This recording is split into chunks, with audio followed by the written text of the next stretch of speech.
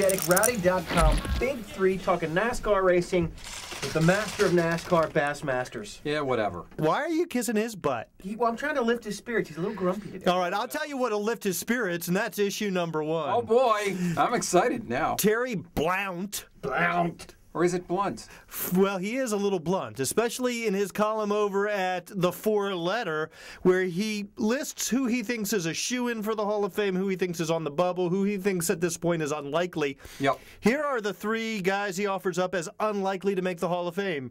Let me know if you agree or disagree. Dale Earnhardt Jr., Kevin Harvick, Jeff Burton.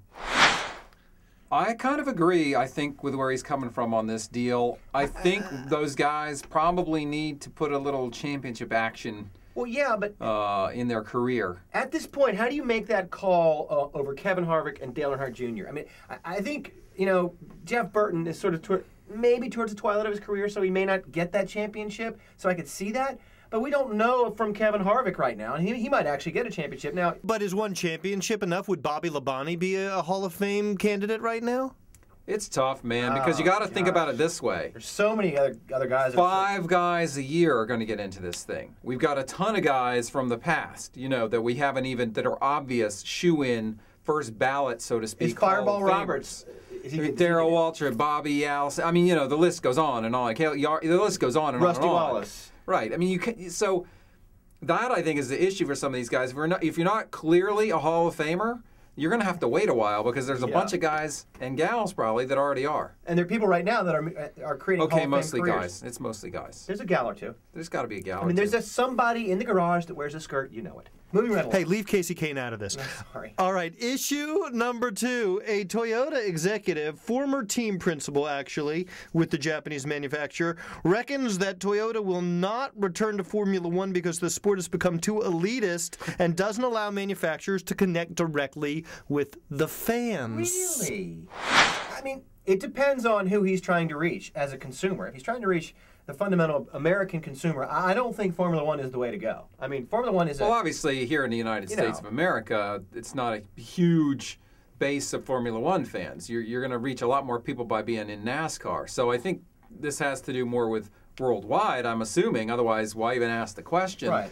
I can't speak to that, but certainly NASCAR, if nothing else, is all about the connection between the driver and the fans. And the fans wanting to get close to the sport and close to the drivers, and I think that is it's a very fruitful area for marketers. Yeah, and let's face it, at least in America, I would say that Formula One is a bit elitist. I mean, it feels that way to me. And you are a Formula One fan, so you would know. No, I'm not a huge Formula One fan, but I just know the people that are into Formula One Are your people. Yeah, they're kind of elitist at times. I mean, Okay, well, I'm not tarring anybody with that brush. Okay. All right. Issue number 3. Junior Motorsports has announced that 57-year-old Greg Sacks will drive the number 88 at Daytona. This is 25 years after Sacks's lone victory. Thank you, Gary Nelson. What's interesting is that evidently the reason he's getting the ride is because he's a founding member of a Junior Motorsports sponsor, Grand Touring Vodka.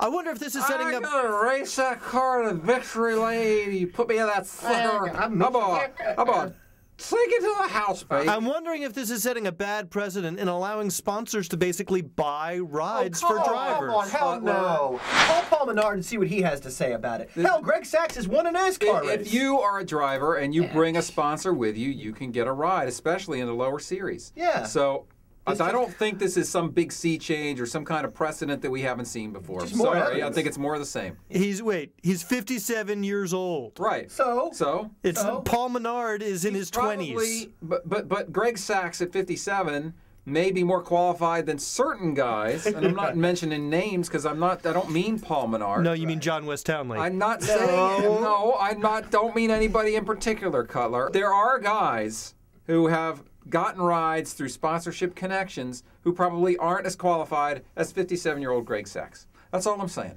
I'm not even going to add to that. I couldn't agree more. Well, somebody better add a closing or we're going to be stuck here forever. Yeah, that's your Reddit.com Big 3 for today. For Buck Fever and Buzz Cutler, I'm Bass Masters. We'll see you next time. Right here on Rowdy.com or wherever you've consumed this fine video offering. Consumed. Rowdy.com. Say it like it is. Say what like it is? Rowdy.com.